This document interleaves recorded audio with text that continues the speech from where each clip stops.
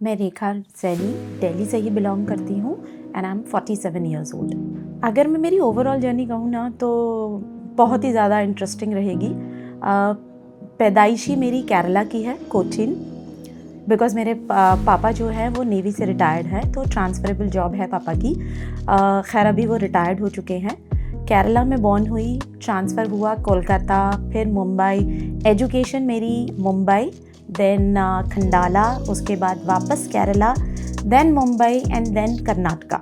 बहुत ज़्यादा, तो इन शॉर्ट हम कह सकते हैं कि वो सेंटेंस है ना, घाट घाट का पानी, तो शायद वो मुझ पर बहुत ज़्यादा सूट करता है। बात अगर मैं करूँ मेरे पेरेंट्स की, तो जैसे मैंने बताया कि मेरे फादर जो हैं वो नेवी से रिटायर्ड हैं, बहुत ही ओपन माइंडेड है, क्योंकि हम हर जगह ट्रैवल करते थे तो हर जगह का सिचुएशन को हैंडल किया है।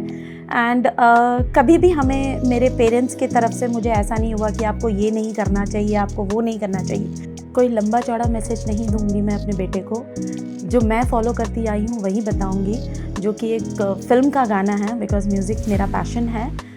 ज़िंदगी की यही रीत है, हार के बाद ही जीत है।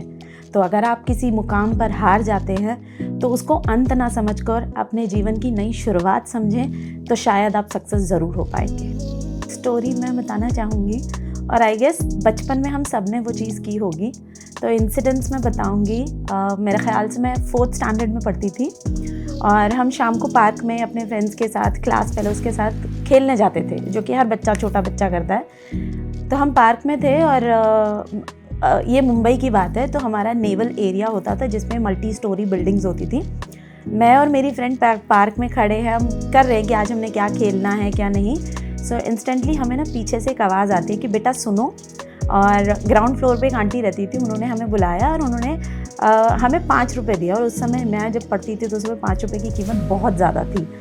तो उन्होंने कहा कि बेटा ये 5 रुपये लो और मार्केट से ना समोसे ला के दे दो। हमने कहा ठीक है, हम ले आएंगे। बच्चा बुद्धि थी, हम दोनों चले गए। और जब मार्केट में गए तो वहाँ गरम गरम समोसे और गरम गरम जलेबियाँ बन रही थी। हमने वो ख़रीदा, और सबसे बड़ी बात है कि हम उनके घर नहीं गए, वो हम दोनों ने ही खा लिया। खा के हम लोग चले गए। और उससे ऊपर की बात ये हुई, क्योंकि उन्होंने हमसे हमारे घर का पता पूछ लिया था, इतने ना समझ थे कि हमने घर का एड्रेस भी बता दिया था वो आंटी को। 2 दिन बाद वो आंटी हमारे घर पहुंच जाती हैं और बोलती है कि आपकी बेटी को मैंने 5 रुपये दिए थे और आपकी बेटी ने वो वापस ही नहीं आई है। मम्मा ने मुझसे पूछा कि रेखा तुम्हें किसी आंटी ने 5 रुपये दिए थे समोसे वगैरह लाने? तब मेरी सिट्टी पिट्टी गुल हो गई कि अब पिटाई होगी, क्योंकि मम्मा बहुत स्ट्रिक्ट थी मेरी। मैंने कहा हाँ मम्मा, मैं और मेरी फ्रेंड थे और हमें ना वो जलेबी और समोसे देख के ना मन ललचा गया, तो वो 5 रुपये के हमने वो चीज़ खरीद के हम दोनों ने मिल बांट के खा लिया। सच बता रही हूँ, बहुत पिटाई हुई थी उस दिन। आज जब भी वो सीन सोचती हूँ या घर में किसी के साथ डिस्कस करती हूँ, इनफैक्ट मैं बेटे के साथ बहुत ज़्यादा डिस्कस करती हूँ, तो बेटा कहता है कि मम्मा मैं गलतियाँ करता हूँ तो आप मुझे डांटते हो, और अपने बचपन में आपने इतना हुड़दंग मचाया है कि सोच के मुझे ये हो गया काश उस ज़माने में मैं होता तो मैं पता नहीं और क्या क्या करता। तो ये चीज़ है जिसको मैं कभी भूलना नहीं चाहूँगी। हाँ, एक मोमेंट ऐसा आया था, कहते हैं ना माएँ अपने बच्चों के ज़्यादा क्लोज़ होती हैं। ये बात है 2019 की। मेरा बेटा हॉस्टल में पढ़ता था और वहाँ पर उसकी तबीयत इतनी ख़राब हो गई थी कि हॉस्टल वालों ने कहा कि अगर आप इसका ट्रीटमेंट करा सकते हैं तो आप ले जाइए। मेरे हस्बैंड मेरे बेटे को वापस लेकर आए एंड उसको डेंगू और I don't know one more एक और थी, उसको दोनों चीज़ें इकट्ठी हो गई थी।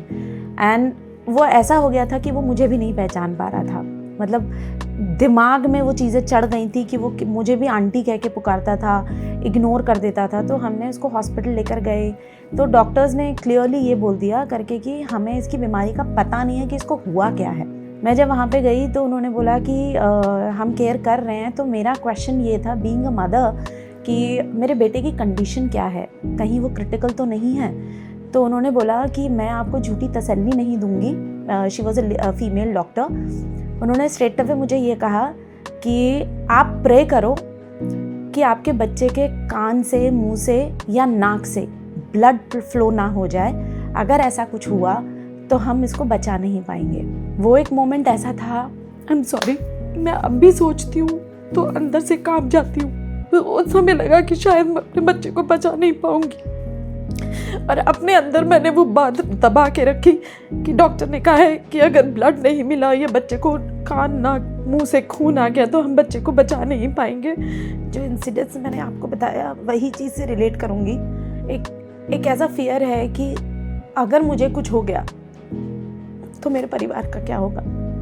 जैसे मैंने बताया कि मेरे हस्बैंड दिल से थोड़े सॉफ्ट हैं, बड़ी बड़ी चीज़ों को इतना वो कंट्रोल नहीं कर पाते हैं, उनको सॉल्यूशन ढूंढने में दिक्कत आती है, बहुत जल्दी गिव अप कर देते हैं। और मैं उनकी बैकबोन हूँ, स्ट्रेंथ हूँ। तो मुझे ऐसा लगता है कि कल को अगर मुझे कुछ हो गया तो शायद मेरा परिवार, मेरे पति, मेरा बच्चा दोनों बिखर के टूट जाएंगे। वो फील हो रहा था कि वो रेखा जो लोगों के 5 रुपए से समोसे और जलेबी खाती थी, उसने बीच में अपने आप को कहीं खो दिया था।